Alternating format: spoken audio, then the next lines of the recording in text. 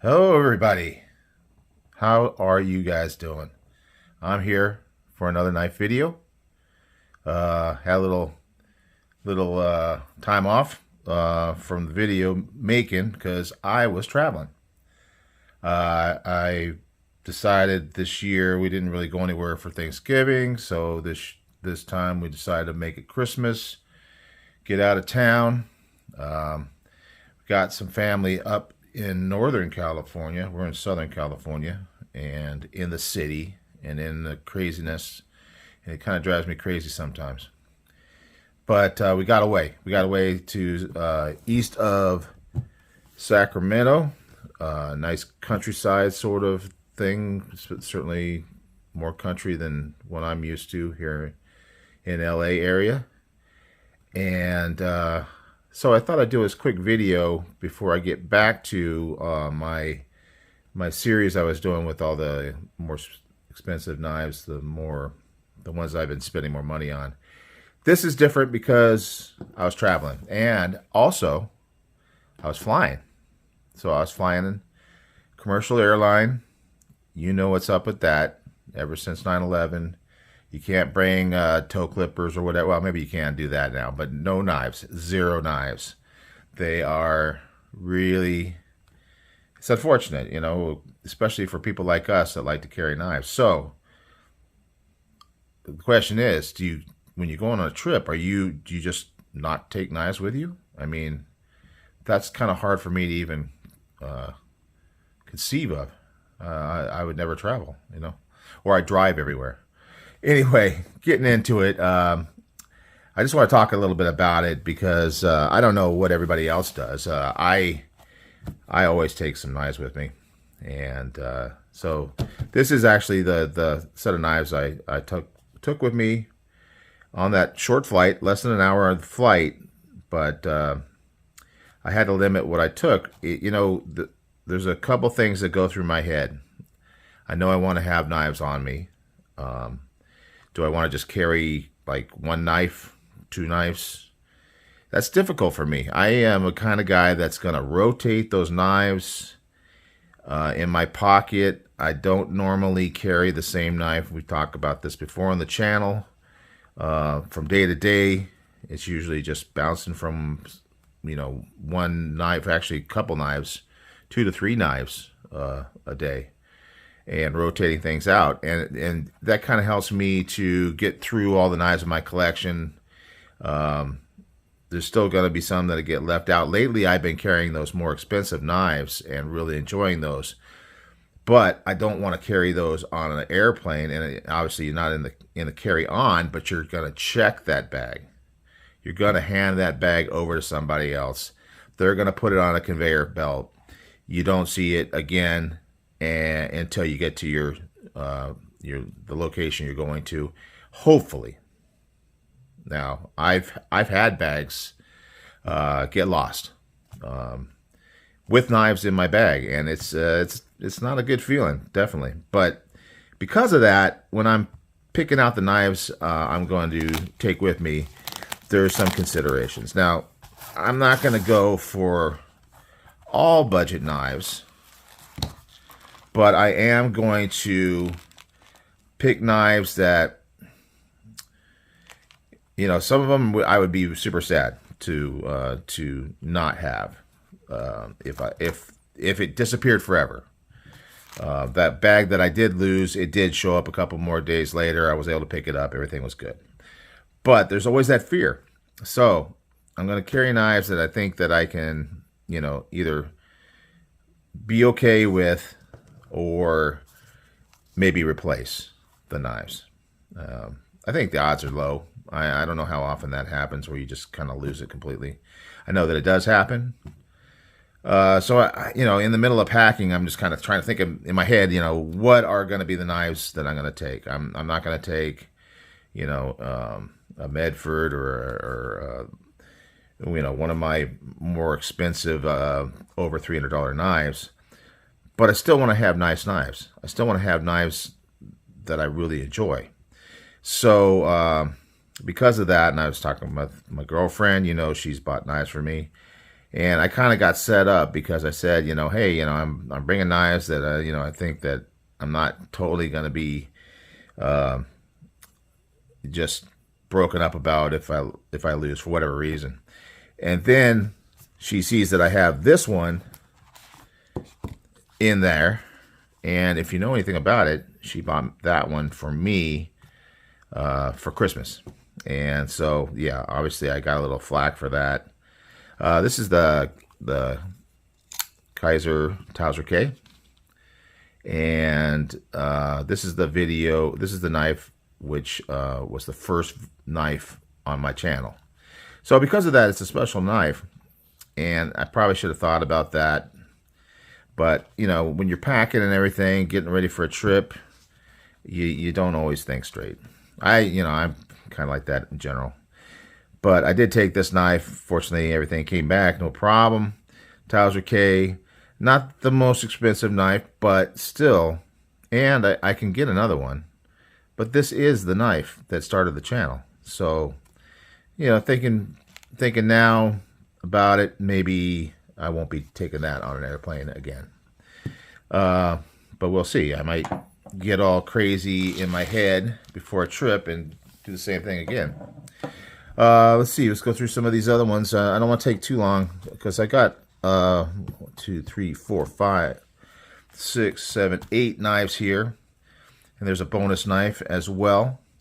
So I got to kind of run through these quick. So the introduction's out of the way. You kind of know where I'm going with this stuff. This is the Dam Design Wraith. It is a very cool knife, and it's not something they make anymore. So if I thought about this for a little while, I would have thought, it's not really replaceable unless I can find it on the secondary. Might be kind of hard to do. Probably not a good idea. But again, there I go. In the heat of the moment, I'm bringing knives like that. Next one. This is one that we talked about, and I'm still in the process with this one. If you saw the video for this is a Revo knife. It's called the Canyon. And this is a crazy one for me because, and I'm still working on it. If you have seen the video, you know what I'm talking about. This is a 4CR13 MOV steel, which threw me off because I've never had that steel before. And it seems like, wow, that thing's just going to get dull. And you can kind of see the blade's a little dirty. I've been using the heck out of this thing. I've really been working on it, but you can't really see. There's no chips or rolls. Everything, if you kind of run your fingernail along the edge of the blade, it's still holding up. And it is getting duller. Probably won't cut very well because I never can do this under the camera that well. But you can still see it's not as dull as I want it to be. The cut's a little more jagged, but it's still not where I want it to be, where I kind of see how this thing sharpens up. But this has been weeks I've been working on this thing, and I carry it quite a bit for that reason. And when I'm cutting anything serious, I try to use this knife just for that reason. And I'm kind of wanting to get over this whole thing and move on and really do something with it, as far as the sharpening is concerned and that kind of thing. But it keeps on hanging in there. So it's a kind of a, I really actually have been enjoying this knife, the shape of it, the way the blade is designed. It's got the hollow grind. And so that is one aspect of it. Kind of smaller for me, but still, the button lock works well. Action's good. Good fidgetability. Sorry, guys. I'm still tired I just got home late last night. So didn't get a lot of sleep, but I'm doing my best I can. Next one is this is the most expensive one that I actually took on my trip. This is the Zen from Kunwu knives. Titanium, Elmax steel. Very nice. And I did actually carry this on Christmas Day because, it's special, a little more special knife. And so I need to have, special occasion, you need a special knife. So I used the Kunwu for that. So the Zen, Really like that knife. Don't carry it as much. I got the Pulsar a little bit after that, and I kind of carry that more. So this Zen hasn't had as much love. Moving along to the next one. Okay, so everybody knows this guy, Paramilitary 2, S45 VN. It's a great knife, solid worker. I would have to replace this if this got lost. It is a go-to. I do carry it quite a bit. With the large collection that I'm kind of starting to amass, it doesn't get carried as much as it used to, but it still gets carried because it is just such a classic knife. Great design. If you know, you know. Next, I'm pulling out some of the smaller ones. So I kind of went for some fifth pocket, back pocket, backup carry knives. You've seen this recently when I was talking about the baby machine from Riyadh, one of those more expensive knives that I was talking about in that series. And this guy, I just love this knife. Maybe I should carry 10 knives every day so I can carry some of these knives that I really love more often. So it's another one that doesn't get carried as much as it should. It's not an expensive knife by any means, and I'm pretty sure I can get it. I got this on Amazon, so I'll probably just go to the order again, section and just order this thing again. But I do love this knife, and it doesn't have to be super expensive for me to have a connection, deep feelings for these knives. This one is definitely more of a fifth pocket carry, and definitely small for me, but it does have that finger choil, and it does have that Damascus. I'm not the biggest fan of the Damascus that you're going to get from like Civivi or some of these other, but still, Damascus is cool. I like it. I'm a big fan of Forged in Fire. They're always doing Damascus on there. I love those custom makers that do just amazing patterns. But this has got the wood handle I like. It got that Damascus, which is, maybe not the most amazing Damascus in the world, but it is still Damascus. So that is, oh, don't worry, no one got stabbed. That is the Odium from Civivi. That was exciting. Last one in the case. And by the way, I'll just show you the case. You kind of saw it. This is something I think I got from Blade HQ. It's got like maybe 5 smaller knife area with a thing that folds over and 5 larger knives. This has been very popular go-to for me for carrying knives. A little strap on it. I don't know if you can still get these, but this one has been great. I mean, it's held up where others that I've gotten have kind of torn apart. So I use it quite a bit when I'm traveling. And the next one is definitely a good budget knife. You saw on Instagram, I had a picture of this in the PM2. We were at a Christmas fair, and it was really cool. And I kind of stopped and got a photo of this with this little area along the side there. Anyway, so this one is called the Spitfire. And it is very inexpensive, but it's cool. I like that green little splash of color. It's got a recurve on it. So it is Chinese. I believe this is, let me just double check real quick. Book Spitfire. No, USA made knife. Sorry about that. I apologize. In fact, it even says it right there, if I just taken a second to look at it. But the price is so low, you would think it was made in China. I mean, it really, I think this one kind of tends to go for around $50. Stainless steel on the handles. So they're keeping that price down with the materials. The blade steel on it is a 420 HC, which you see with a lot of bucks. And I don't know what the cost of that is, but I think it's a little bit more inexpensive. And then you got all these different options on your clip, left, right, tip up, tip down.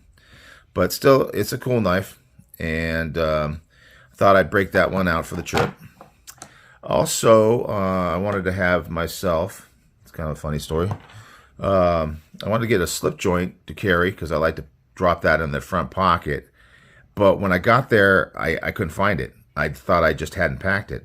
The reality is it was kind of just down in my suitcase, kind of in a because it doesn't really fit so well in this case with this what do you call it, the leather thing that you put it in. What do you call these things? Slip.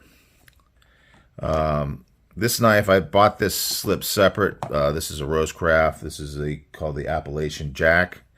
And it's another one of those knives that I don't carry around that much, but I do like it. So I did want to have a slip joint on me, and I couldn't find it, so I just had to go without, but still. Anyway, I found it when I got back, so everything's good. It was, like I said, it was in the suitcase, but it didn't get carried. Actually, come to think of it, the Canyon didn't get carried either. I realized that after I got back. Everything else was carried at some point or another, but this Canyon never did get carried. Another thing, when I'm on a trip, sometimes I do, because I'm a little obsessed, certainly talking with the relatives that we were visiting, and trying not to gush about my knives too much. I kind of realized how people, I am kind of different. I know that a lot of you out there watching this are that same way, and we all understand each other. That's why we love going on YouTube, going to lives and all these things where we get to kind of talk to each other. But yeah, the people just don't quite get that. Why are you bringing all these knives on this trip?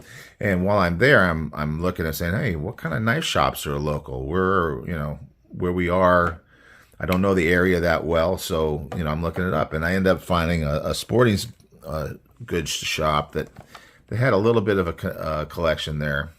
Not too much. It looks like they kind of got emptied out over Christmas. So I ended up with this old timer. I purchased this while I was on my trip. So I'm gonna do just a quick unboxing of this thing, and then we'll wrap this up. I think you get the general idea of what I wanted to talk about here on the video. So yeah, I was looking around. They had a lot of Benchmades. Not a lot. I mean, there really wasn't a large collection of anything. A lot of empty spaces in their knife cases. So I think that a lot of people had already bought a bunch of knives at Christmas time. But then I went over to the place where they have these things hanging up, and there was more knives there. You had your Gerbers, you have some CRKTs and things like that. But nothing really stood out in my mind until I saw this one. And they had a 30% off on it, so that was a bonus. I had to kind of haggle with the guy we had to go back. My girlfriend went back and took a picture of the label that showed that it was 30% off. And they finally, punched in some numbers on the cash register, and I got my 30% off. So this is an old timer. I don't have, now I do, but I before this I did not have an old timer. The name of it is the Middleman. So I wasn't really familiar with it before, but it is made in USA. So I was super happy about that, because most of my slip joints I have are made in China or overseas at least. I do have one that's really a double detent from Kershaw, but in reality, and that one is called the Federalist. And it's USA made, Kershaw, but it's not really what I consider a slip joint. So let's take this guy out of the packaging here. So this is a little different for me, because most of my slip joints are just a single blade design, kind of like this Appalachian Jack. But I do have a buck that has this double. The funny thing about that buck is normally the bucks are made in the USA, but it's an older one that was given to me, and it turned out to be from China. So it's a little bit disappointing. Still a nice knife. So this has this kind of this canoe-ish sort of thing. I'm not an expert on these kind of knives. I don't have a large collection. I'm still learning stuff about slip joints. I don't know if it says what kind of shape this one is. It does talk about each blade here on the back. So it says we got a clip point, we got sheath's foot. The handle is bone, which looks really nice, and I like the bone handle. It's one of those things that you tend to see on some of these cool slip joint knives that I like. And then they call it a pin blade. Nickel silver bolsters. So I just get it out of the package. I haven't really checked it out yet. So let's see what kind of... So we don't have half stop there. Half stop on the clip point. Feels good. It's got some grip on there. Kind of wider, and part of the reason why it's actually got 3 blades on it. So let's just look at each one. We got the walk and talk on that clip point. And then let's see what this sheath's foot looks like. Okay, so that doesn't have the half stop on that one, but it looks pretty good. Nice, you know, if you want to get that good cutting edge, you're going to have that little knife. And then you got the pen knife, and then you look at the pen knife and the sheep's foot, and they're pretty close to the same size. So 2 smaller knives without the half stop, and interesting enough, you got that half stop. I'm not good with the numbers on the pull, but it does feel pretty strong. So maybe it's like a 5 on the pull, and it's going to say Old Timer USA. And so cool. I mean, a little something different for the collection, something to remember the trip by. Is when I buy things when I'm on a trip, buy knives when I'm on a trip, it ties me into the memory of that trip. And I don't know if that makes me super obsessed with knives or what. Maybe you can say in the comments. You guys are always pretty supportive of my craziness. Maybe because you feel the same way. But that's a good thing. That's why I'm here, to talk to you guys, to share our common passions for this stuff and enjoy what we like. And why should we not enjoy what we like? All right, guys, that's it. I'm going to be jumping back on to, I got some time off in between the 2 holidays here. I'm going to jump back on, finish up my expensive knives, and then we'll be rolling along. More videos coming. We've got our New Year's resolutions. We'll talk about that. And I will see you on the next one.